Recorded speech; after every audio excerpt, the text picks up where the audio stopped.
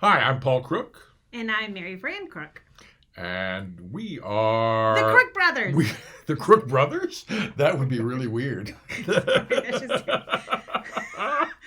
And we've already lost control of things 9 seconds in, which really kind of underscores and explains our entire working with Theatre Tuscaloosa. Completely and utterly losing control of things. I am currently, this semester, an adjunct professor, which I've been for this my third year, because we are now at the University of South Carolina at Aiken.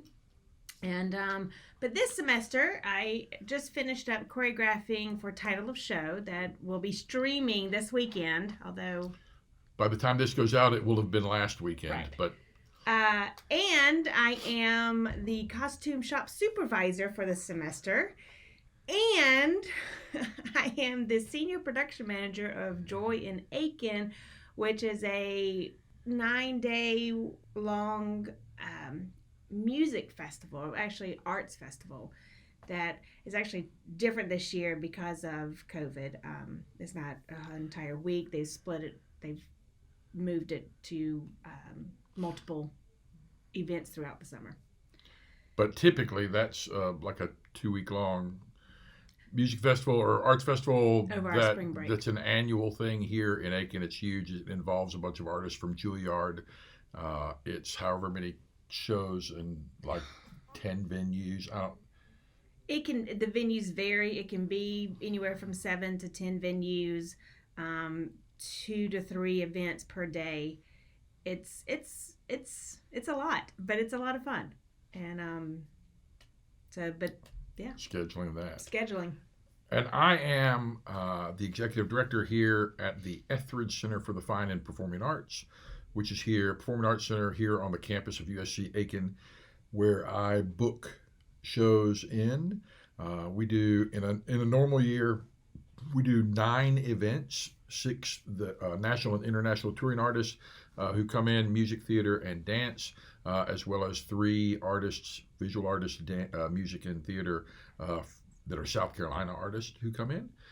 And so we present that, and then I also kind of manage the space and book the space, as well as being a theater professor on faculty here, teaching, directing, and acting, and theater history, and playwriting, and I don't know, whatever they need me to teach and directing. I just finished directing Title of Show, which Mary Fran choreographed. I have a BA in dance from the University of Alabama, Roll Tide, and also an MFA in stage management from the University of Alabama and the Alabama Shakespeare Festival. I have my undergraduate degrees from the University of Alabama in something called Secondary Education Language Arts. It no longer exists anymore, but it did 100 years ago. And my MFA is from the University of Alabama in theater in 1996, primarily as an actor with a smattering of directing thrown in as well. Well, I was involved with Theatre Tuscaloosa for longer than Mary Fran was because I grew up in Tuscaloosa. So my first involvement with Theatre Tuscaloosa was kind of helping out backstage when I was in high school on some things. I don't even remember them all, but I do know the first Theatre Tuscaloosa show that I was in was The Second Christmas Carol. At some point in the 80s, 87, maybe. That sounds about right. In any case, but then you got involved with it. What was the first Theatre Tuscaloosa show you worked on? Anything Goes. Anything Goes was it.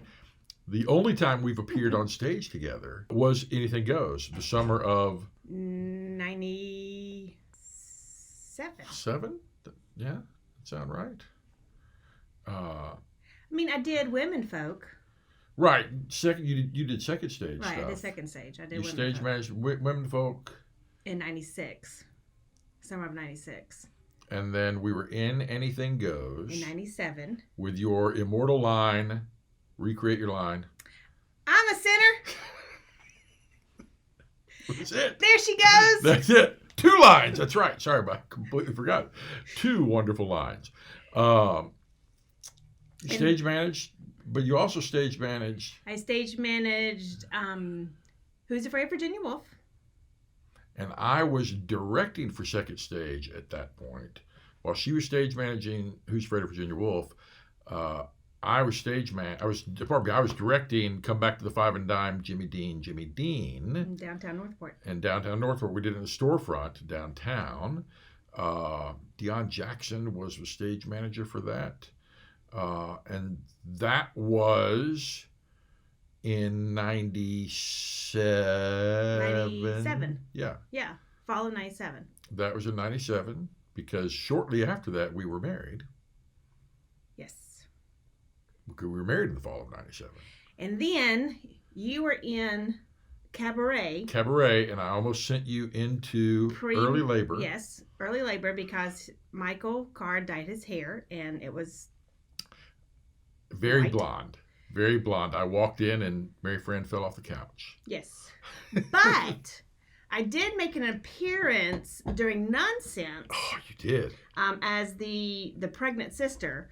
As we were walking in, that's Yeah. right. You got called out. But during Cabaret, it was really neat because George, we didn't know it was George at the time, but when I was pregnant with George and Paul would sing, George would start moving his feet. So that was pretty cool.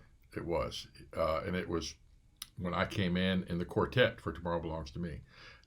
So that was, he recognized my voice. It was kind of neat. And then in the fall of 98, we were part of the opening of the Bean Brown Theater. That's right. Paul Looney had asked me to come and stage manage, and I said only if we can bring George with us.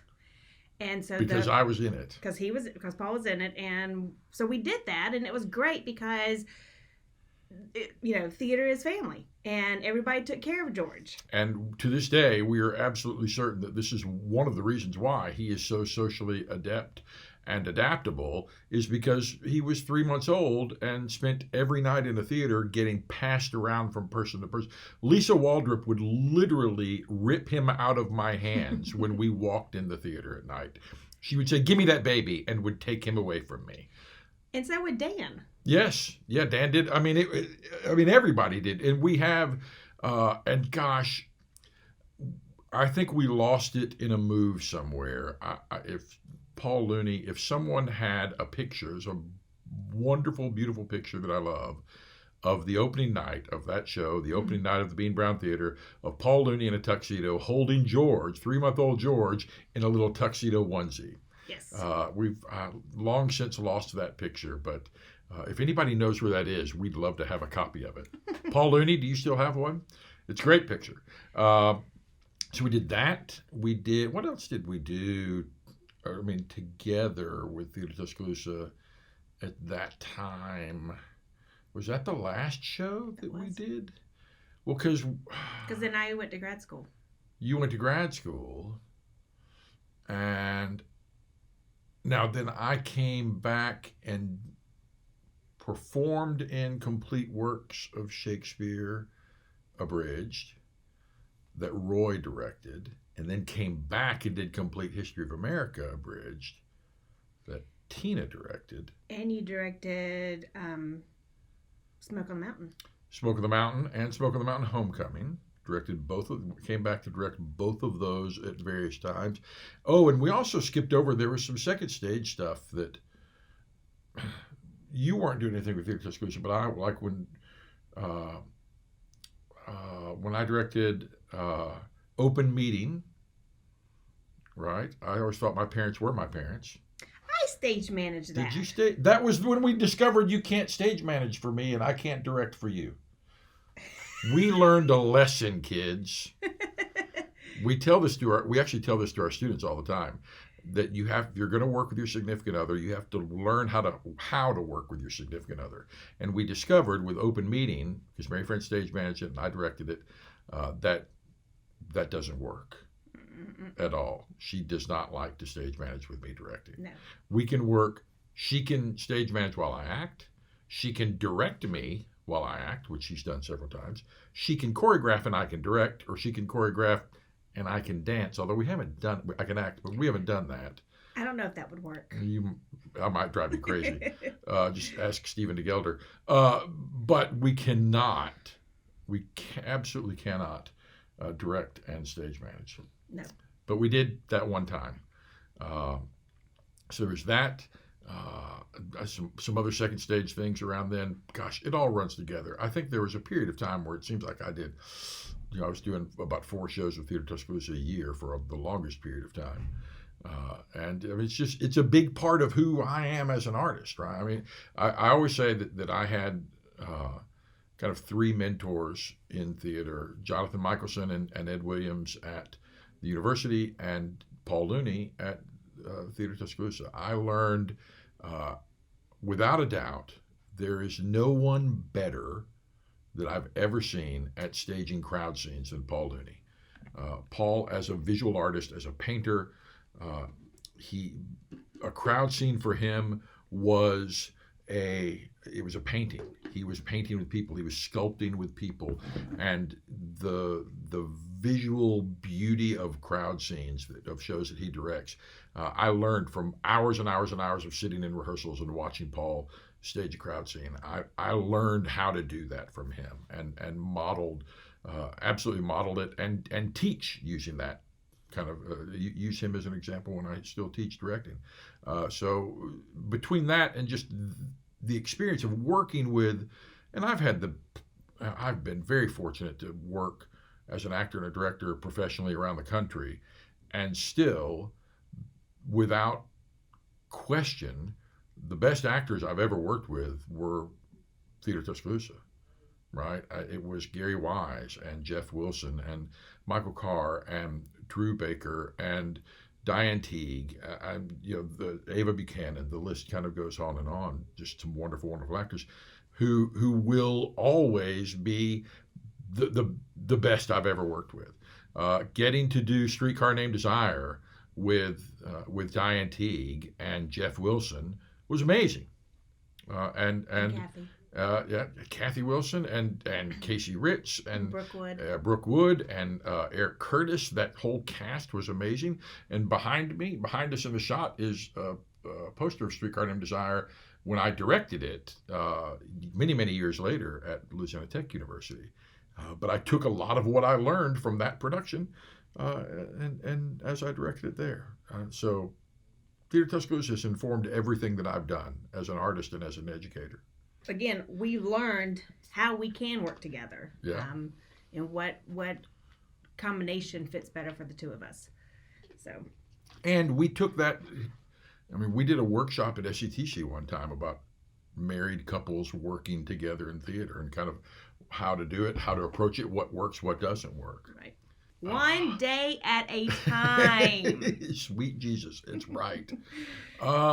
It's a lot of give and take. I mean, for the most part, so a lot of what we've done when we go off and work professionally, when one of us goes off and works professionally in the summers, we kind of trade off, where I may be gone one summer doing something and then Mary Fran's gone another summer, or maybe we do it several summers in a row, but then then Mary Fran's got several summers in a row. And now that's kind of changed with Paul now being a 12-month employee, but I have had the opportunity or the possibility to go off and work. But it's all about scheduling. And as I teach in my stage management class, the first thing I talk about is communication. And that's the key, is that you've got to have that communication line. It helps having a stage manager as one of the two people in the couple, because that organization is there. But we just kind of figure it out, and it becomes there's a cooperation and there's a give and take of I'm able to go and do, because I know I can depend on Mary Fran to take care of everything that needs to be taken care of while I'm gone. She's able to go and do, and she knows she can depend on me to try and take care of everything, although I don't do it as well as her. I still pay the bills while I'm out. Particularly when it comes to folding towels, but it kind of gives her the eye twitches to think about that I'm doing all of the laundry, the kids' laundry, while she's gone. And I think that's the other thing is keeping our kids involved with it too, because it can be a toll on them as well. there's been numerous times that we've had our kids at rehearsals with us because that's just the easiest thing to do, and they seem to like it, I think. Well, I do. I think they do. And I mean, they have all at one point or another been involved with it in some way, either in a show or working on a show. And Not Mary Ellis. Mary Ellis, not, that's true. Mary Ellis, the youngest, has had older siblings to take care of her. They've gotten old enough that we can leave her, but I'm sure she'll wind up in something at some point. They usually do. Right. I mean, George's first stage appearance was as the little French boy who dies in Henry V, which made Mary Fran sad that I killed our son on stage. That was while we were at Andrew College. And he was like 5 at that point, 5 or 6 at that point. But if you're going to be a couple who works in the arts, there has to be an understanding that, hey, this is what we're doing. But there's also a benefit. I mean, don't you think that? I certainly think that it's a lot easier that we know what crazy schedules there are in the art, and so like you get it. If Right. I'm going to be in Tech Week, that you understand what that means. And if you're going to be in Tech, when you've got a festival going on, I understand we're not going to see you for a couple of weeks, and Right. that's just going to be it. First of all, understand it absolutely can be done. I get really frustrated with people who are very negative about it, who come in from a position of, you can't really do this. Is it easy? No, it's not easy. Of course not. Is it doable? Absolutely, it's doable. If you have the passion and the dedication and the willingness to be adaptable and flexible, you can absolutely have a career in theater. And understand that it's probably not going to look like what you envision it looking like to begin with. That's part of the adaptability and the flexibility.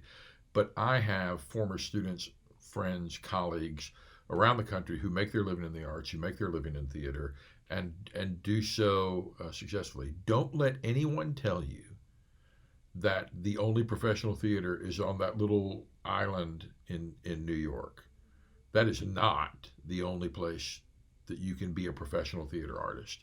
You can be a professional theater artist in Aiken, South Carolina, in Tuscaloosa, Alabama, in Durant, Oklahoma, in Biloxi, Mississippi, you name it, right? There are opportunities out there. There are availabilities out there. You have to be willing to work for it, though, and understand that it's not going to be simple. I mean, it's not going to be easy, but it can absolutely be done. You have to be flexible. You have to be dedicated, and you have to never stop learning and improving and trying new things. Somehow, in the course of the past 3 years, I've become an arts administrator, which, yes, anybody who would laugh at that, the thought of that. But it's really, really fun, and it's really, really challenging, and it's a new skill that I'm continuing to learn and develop. And I rely on the real arts administrator in the family when I have questions. But I like to keep learning, and maybe that's the key to it. Keep learning. Yes, ditto. But it is true. You've got to want it. It's not going to come to you. You've got to go to it. Mm-hmm. And when I was at Grambling State University and teaching theater management class, their final project was having created their own company. And I've had several students who have taken that and have made their own company because that's what they felt there was a need. And everything begins with a need. What is the need? Where is there a need in the arts? And find that and go with that. You just have to be willing to work. But you're going to work in anything. So if you have a passion and you love it, you do it. It can be done. And if you're going to be, like for us, it was who found the job. Mm-hmm. But it didn't have to be.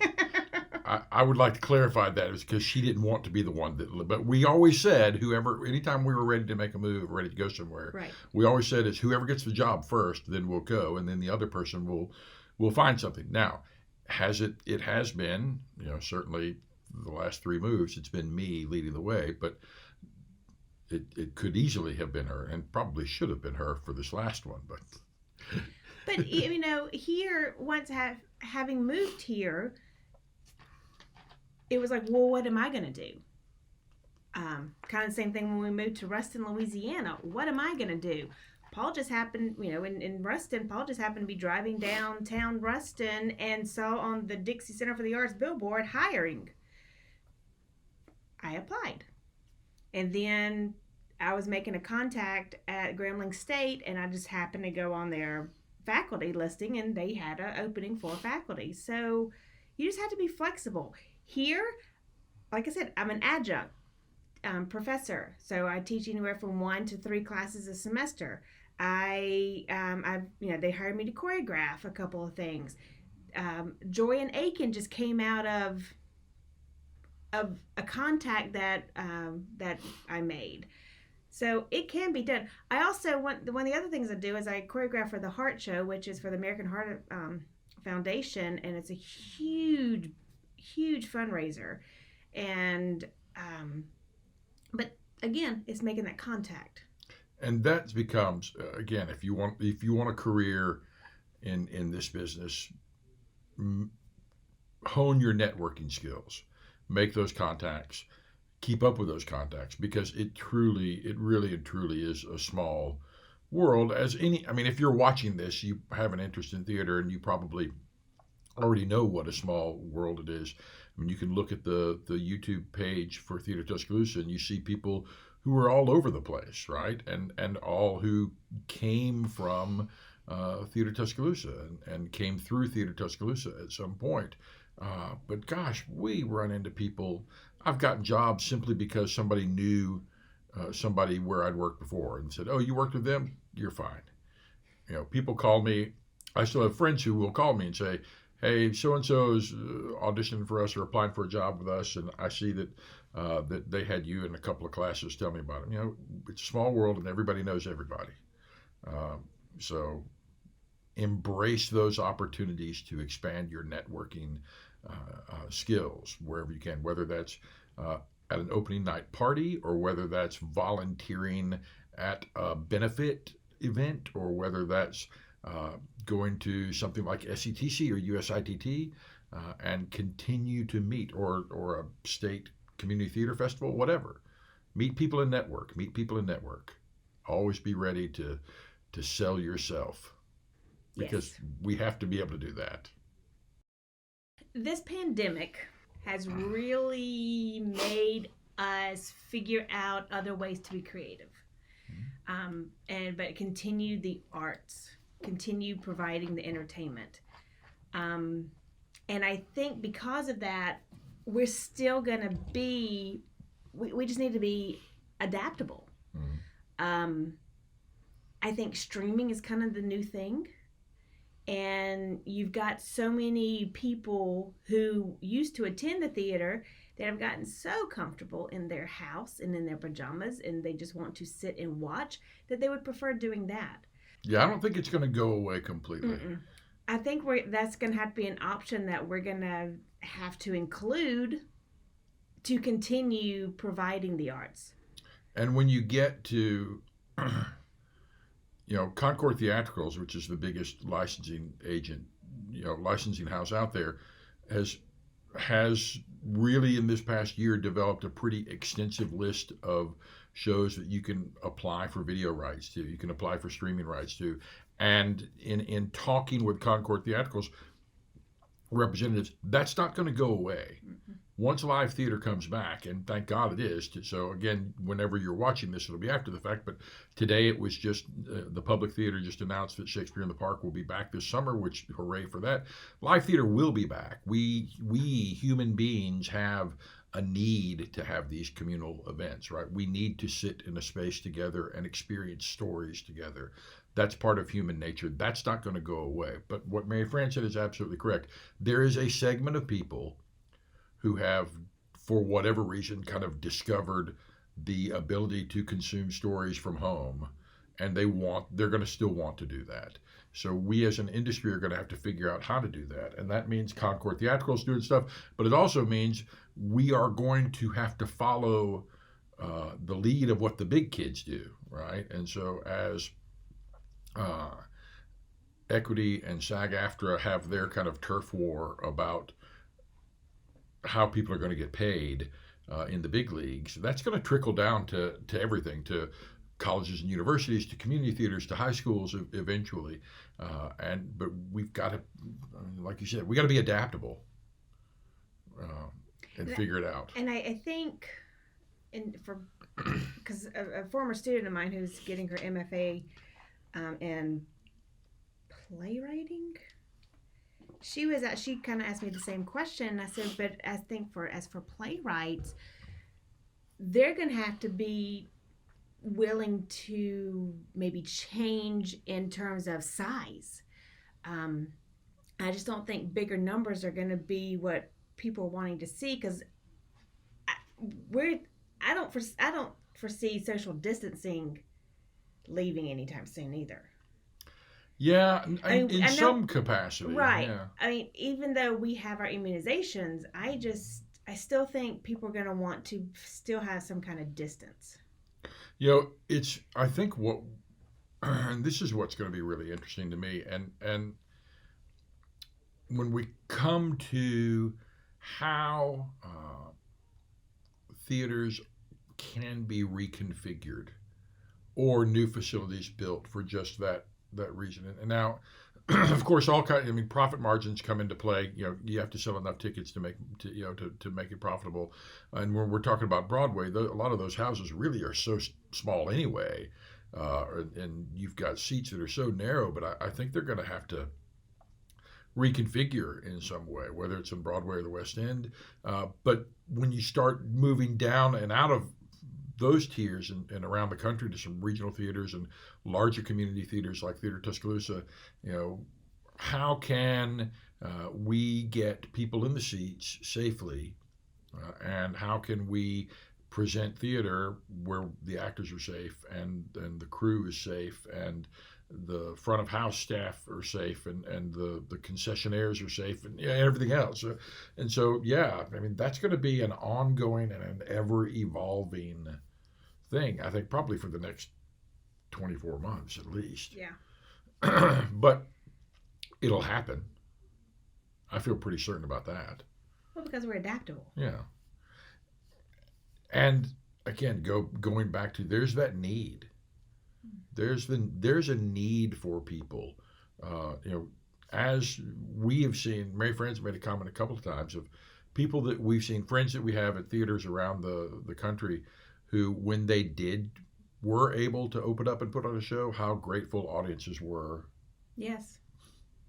Because it was bringing back a little bit of normalcy for them, but also that whole desire to be around people and to have live productions.